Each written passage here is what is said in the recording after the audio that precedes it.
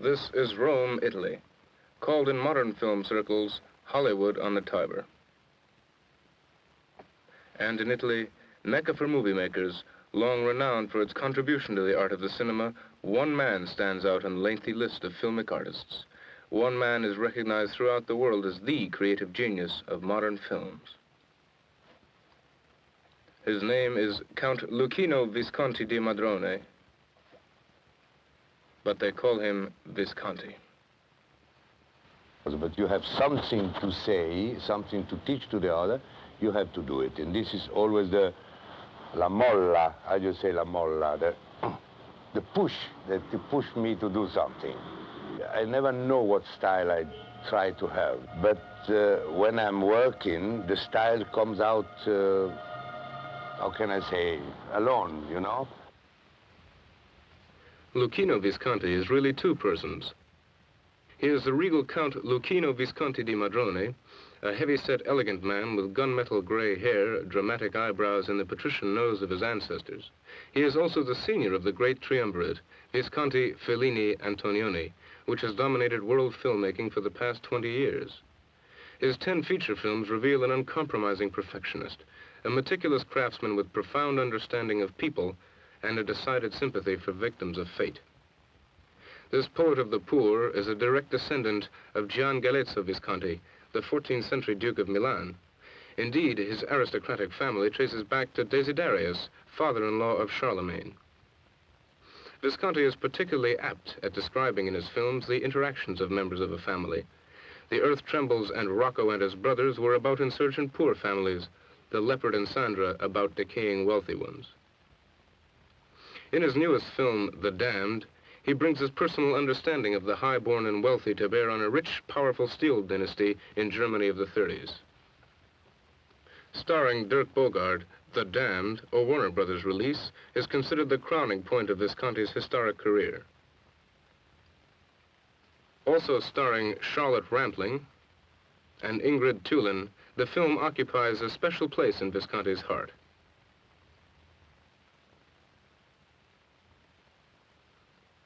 England's Dirk Bogarde has achieved great international stature in such films as The Servant and Justine. I think all my best about Bogarde because I chose him and I asked him to play in my film, and it was the first time he worked with me. But after very few days, I understand that Bogarde was a great actor. It was exactly what I need in this character in my film, you know. I take that chance. They'll give me all their help. And there won't anymore be a Herbert, or a Constantine, or a Joachim. I will be in command. I will make decisions. You and I, Sophie. Visconti has enormous magnetic power. He doesn't say very much, but he feels everything. And somehow one picks up that very strong feeling. He would spend a long time with one, just looking and making absolutely sure that every piece of costume, how the hair was, how the hat was put on, how the veil would come down over the eyes. He would stand and he would watch, and he would not let one in any way start until everything was absolutely perfect. And it wasn't only for the leading actresses and actors, it was for everyone, it was for all the extras. He would look at you and he would see his whole creation in you. He would see the sets behind, he would see the whole atmosphere that was seen that you were going to do. He would see it all as one. It was absolutely marvelous. That's what it's like to work with Visconti. Such a wonderful man. But I don't see what's the point. You can't still be afraid of Herbert. Yes, before maybe, but now his papers aren't worth anything. No one's going to listen to him. Germany can do as she wishes. You yourselves, you can do anything you like in the whole of Europe. Nobody's going to lift a finger against you, so why keep us here? Oh, yes, because one day we might remember. And we might say to ourselves what we know about you, about everyone. from Sweden, Visconti brought Ingmar Bergman's great discovery, Ingrid Thulin, to round out an international cast of the highest caliber. Because I was looking for a woman who looks like a German woman, but in Germany I don't find a real great actress like Ingrid Thulin, you know. And then I prefer to have a Swedish, but who looks like a German, that a German who is not so good like Ingrid Thulin. And I think for Ingrid Thulin is a very great performance. But I would like you to help me never to expose him to this sort of thing again. I would like you to help to transform the Essenbeck Corporation from a family enterprise to a company with a sole owner. And since Friedrich's name is not Essenbeck... It's impossible. Nothing is impossible in this country. The decree is sufficient. And Friedrich will be able to obtain the name and the title of Essenbeck. To watch Visconti directing is to watch a master craftsman. No watchmaker puts together his jeweled machine with greater care or precision. No item is too trivial to attract the master's attention. No member of the cast is too insignificant. And I wanted everybody who works with me are professional and very serious professional, you know. I don't think you can make movies with amateur people. And the thing I don't like and I disapprove. In a Visconti film, even the china closet is filled with real china.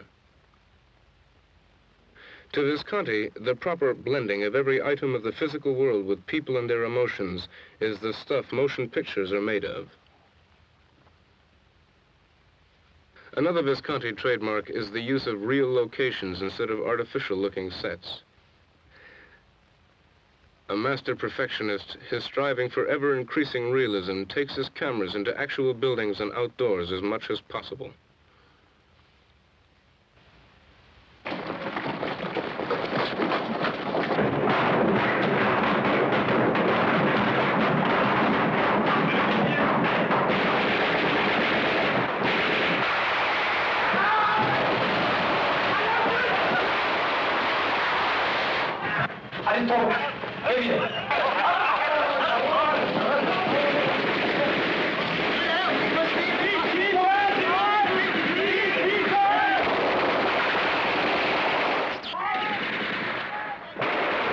To do The Damned is because I was convinced that in this moment was very important to make a film on Nazi moment in Europe.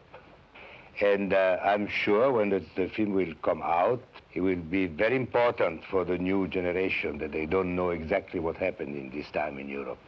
But what is important is a sort of denunciation of a situation in Europe in this moment, what I think is very important to remember to the people. After every film, it is to this historic Italian village that Visconti comes. This is Spoleto, the home of the famed Festival of Two Worlds, and Visconti is one of the strongest supporters of this noted artistic achievement. A director of numerous plays and operas, as well as films, Visconti will devote more of his time to such endeavors in future. Feeling that The Damned is the culmination of his motion picture career, he will seek the satisfaction of artistic creations in all areas. Count Luchino Visconti di Madrone, Visconti, a man of two worlds.